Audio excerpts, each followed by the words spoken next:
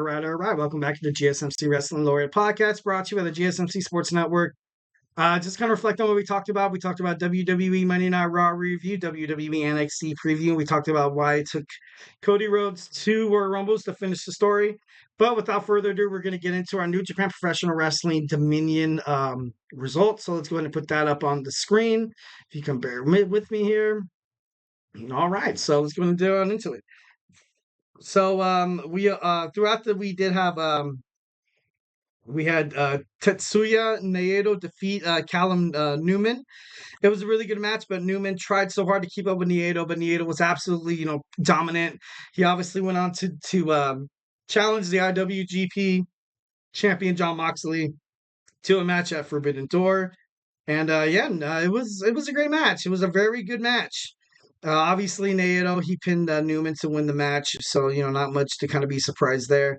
Yet TMDK defeated the Bullet Club War Dogs, which was kind of surprising. Fajita and Connors opened up the match with a short sequence when Fajuda gained the upper hand and Maloney hit the ring, leading a short breakdown. With the numbers advantage, TMDK emerged with the control. And it was just basically all downhill from there, from the other competitors, from the Bullet Club War Dogs, and you can't really blame them for that. Like, you obviously have a tag team that has a lot of chemistry, that could break down matches a lot quicker than the other competitors could have. So next we have the New Japan Professional Wrestling King of Professional Wrestling title Storm Catch Rules match. We had Great-O-Khan defeat Yuya Uemura. It was, I guess it was, I did not watch the highlights of this match, but I heard, O-Khan was pretty badass. Definitely. Gotta love that. I love the Great-O-Khan. From what I've saw from him so far, very enthusiastic. He was able to he was more athletic than I kind of thought he was going to be, and that kind of surprising.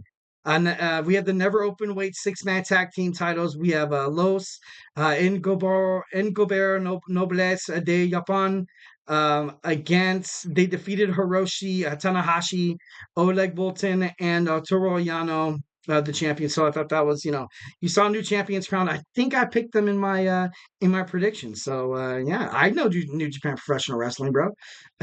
Next, we have New Japan Professional Wrestling Television Championship. Jeff Cobb defeat Tomohiro Ishii. This match I did watch. I looked it up on YouTube. And I like Jeff Cobb. I like how he controls the match. He mostly, dictates it on the ground. He's kind of a bigger guy, so is the Ishii.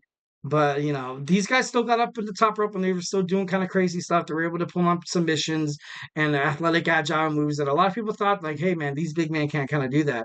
But Cobb landed the elbow in the corner, leaving Ishii staring at the ceiling.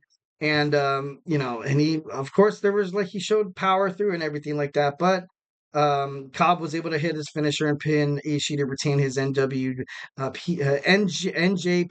World Television Championship.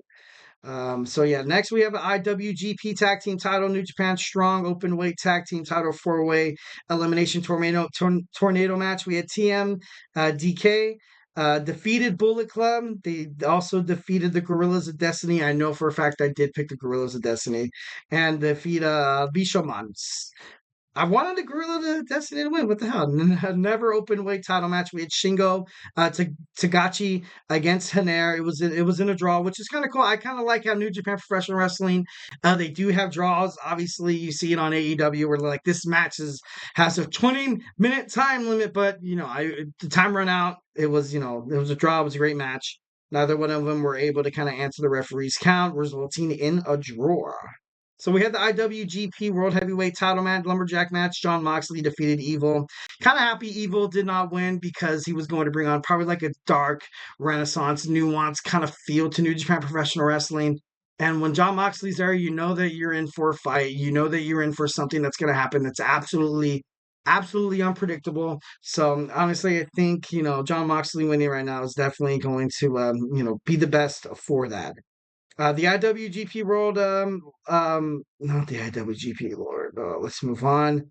We have the Best of Super Junior 31 final. El Desperado won. He won. My guy defeated Taiji Ishimori I kind of thought this was going to just because he just had so much momentum. Like I mentioned before on the podcast, where I did preview New Japan Professional Wrestling Dominion.